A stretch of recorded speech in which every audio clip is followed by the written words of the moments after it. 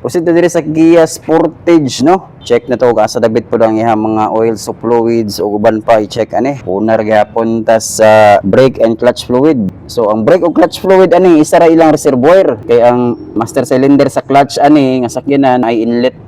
Diha ang gibutang hose nagi-connect didto sa brake fluid reservoir sa master cylinder, so nahi hose padulong didto, no? So tubil nimo diri simple mo daga na padulong didto, so nag-share sila duha diri ra ka mo check diretso diri sa kaning reservoir, no? So nagya pa max diha nya min, so dito sa max good maintain na to, so medyo baba lang ni gamay fluid ayo, hapit na sa minimum, tubilanan na pud ni, pero okay ra man sa dugo lang and then patag lang, no? Dili pwede nga mga subidahon, mga dulhogon kay mohangad naman ni, so paghangad sa sakyanan kini subida og maayo, posible nga masudlan nag hangin diha, no? Kay ang fluid dito naman padung tanan sa likod sa gamay nagsulod, pero daghan pa aw na pag gani mabilin diha sa tuwangan. Siyempre tubig ani sa radiator or diri sa iyahang reservoir tank or overflow tank. So usually diri na gina-check, no, kay sealed na mo na diha.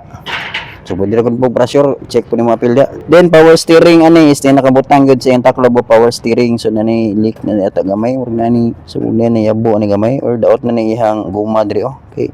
Gamay ning leak. So nagya man siya dipstick, nagya pa yung minimum ug maximum. Pero H ug L ang gibutang diha, dili po pwede mo lampas sa H, dili po pwede mo baba sa linya sa L. So nay linya ang H diha, yan na po linya ang L. Ginig check ana lang, ituslo lang gamay tanawon, no. Then windshield washer fluid, so dire. Then syempre sa engine oil, so nagya man siya dipstick gyapon, H ug L ang nakabutang ani, so dili arrow.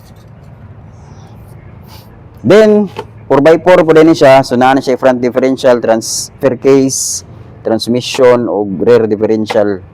So same sa inyo nakita dito sa Pajero, dito lagi hapon dapita ipang check maurag porma. Then proceed diri sa tong Tamaro FX, so brake o clutch fluid ani, so brake master cylinder na bilin, ang clutch ani gina-repair pa, so naa diri yang clutch master kani yang reservoir.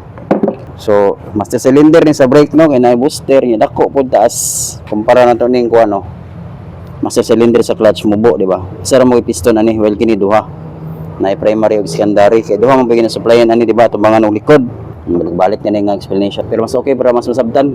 So nagya poy mabasa na to nga minimum ug maximum, so baba na sa maximum dayo, pero dol-dol pa man kulang diri gyapon gina-check. Then damage na to iyang kuan ani, tanganan pa ni siya og kuan overflow tank, kulay overflow tank kay daan pagpalit.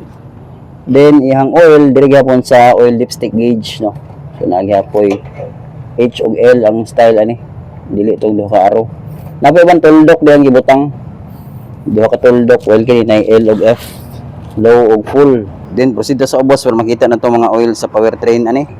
So rear differential ra din ang Tamaro na ani walay front kay 4x2 ni siya. So rear wheel drive ra ni, wala ni siya front drive. So medyo nailit yung differential, pero kato man ang sige check na to, no. Kato nang sige check mga estudyante. So mo ni ihang level plug.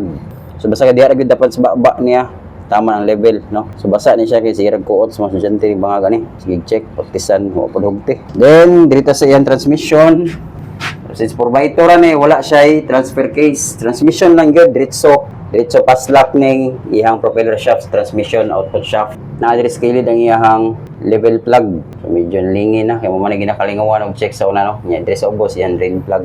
So ina nila ka simple ang 4x2. So wala front differential. So basta 4x2 wala front differential og wala siya transfer case.